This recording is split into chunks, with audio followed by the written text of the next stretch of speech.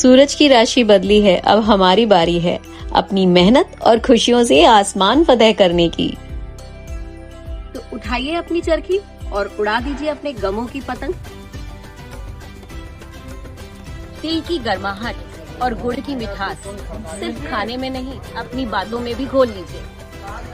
जैसे पतंगों को उड़ान भरने के लिए हवा की जरूरत होती है ना, वैसे ही हमारे सपनों को उड़ान देने के लिए मकर संक्रांति आई है।